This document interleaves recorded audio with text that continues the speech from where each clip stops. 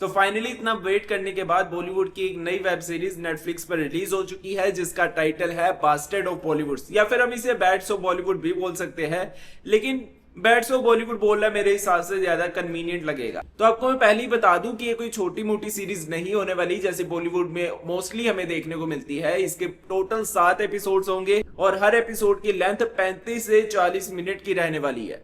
मतलब अगर आप बैठ के इसे बिंज वॉच करने तो एक रात तो आपकी कहीं नहीं गई। अब अगर आप लोगों ने भी इसका टीजर और ट्रेलर पहले देखा हुआ होगा तो आपको याद होगा ये टीजर ट्रेलर के बाद एक अलग ही क्रेज क्रिएट हो गया था इस सीरीज को लेकर, क्योंकि पहली बार लगा कि कोई ऐसा इंसान है जो इसी इंडस्ट्री का है, उन्हीं के ग्लैमर वर्ल्ड के ऊपर एक स्पूफ स्टाइल ड्रामा लेकर आया है। और भाई जिस तरह का माहौल इस समय बॉलीवुड में चल रहा है, ऐसे में ऐसा प्रोजेक्ट लेकर आना बहुत बड़ी हिम्मत की बात है। टीजर ट्रेलर ने जो वाइब दी थी वो तो सही थी, लेकिन असली मजा तब आया था जब ये कंफर्म हुआ था कि इसमें SRK, सलमान खान और आमिर खान तीनों खान से एक साथ स्क्रीन शेयर करने वाले हैं, और साथ में इतने सारे कैमियोज कि आप लोग गिनते गिनते भी थक जाओगे। सच बताऊं तो मैंने काउंट करने की कोशिश की थी और मेरे हिसाब से इसमें कैमियोज की गिनती लगभग 40 से 45 के भी ऊपर गई है। अब आते हैं इस सीरीज की स्टोरी पर कि इसकी स्टोरी कैसी है। तो स्टोरी में दिखाया जाता है एक आसमान नाम का लड़का जिसका रोल प्ले किया है लक्ष्य ने, जो कि एक आउटसाइडर है और इंडस्ट्री में अपनी पहली ही फिल्म से छा जाता है। टैलेंट की भी इसमें कोई कमी नहीं है और एनर्जी भी एकदम फुल है। दूसरी तरफ है अजय तलवार यानी कि बॉबी देओल, जो कि इंडस्ट्री में पिछले 25 सालों से हैं और इंडस्ट्री का बड़ा नाम भी है, और अपनी बेटी को इंडस्ट्री में लॉन्च करने के लिए बुरी तरह से पीछे पड़े हुए हैं। यानी एक तरफ नेपो किड और एक तरफ आउटसाइडर,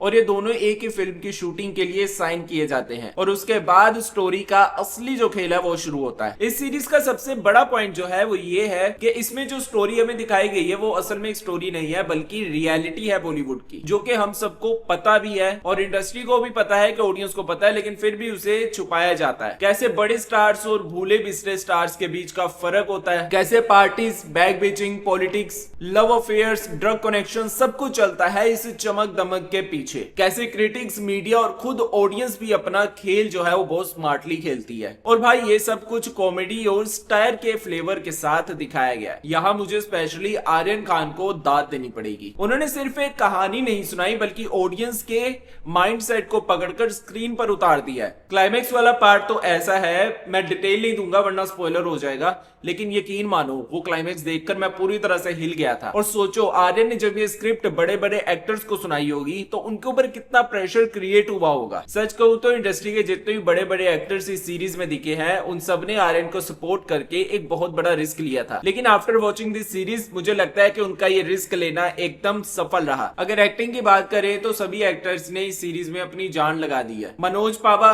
भाई उसका स्क्रीन प्रेजेंस दिल जीत लेता है। रजत बेदी इतने सालों के बाद स्क्रीन पर दिखे हैं। एक भूले हुए एक्टर का दर्द भरी लेकिन कॉमेडी ट्रेजेडी इतने रिलेटेबल कि दिल को छू गया। और साथ में लक्ष्य और राघव की दोस्ती, जैसे मुन्ना भाई MBBS में मुन्ना और सर्किट की दोस्ती थी वैसी वाली वाइब याद दिलाती है। और इसमें राघव की जो एक्टिंग है वो बहुत ही ज्यादा ब्रिलियंट है। राघव ने इसमें बहुत ही अच्छे से कॉमेडी का तड़का लगाया है और इन दोनों की दोस्ती में जो फन देखने को मिलता है वो भी बहुत मजेदार है। म्यूजिक की बात करें तो वो भी सूत है, गाने हैं लेकिन कहानी में वो डिस्टर्ब नहीं करते। ऐसा नहीं लगता कि उसे जबरदस्ती बीच में घुसाया जा रहा है। फ्लो के साथ गाने भी चलते रहते हैं। अब अगर इस सीरीज में कैमियोज की बात करूं तो कैमियोज का यूज इसमें बहुत ही समझदारी के साथ किया गया है। कुछ को ज्यादा स्क्रीन टाइम भी मिला जैसे करण जौहर, और सच कहूं तो ये कैमियोज ही है जो सीरीज को और ज्यादा मजेदार बना देते हैं। लेकिन ध्यान रहे ये फैमिली शो बिल्कुल भी नहीं है। शुरू से ही गालियों की बारिश है और एंड में एक ऐसा सीन है जो आप अपने फैमिली और पेरेंट्स के साथ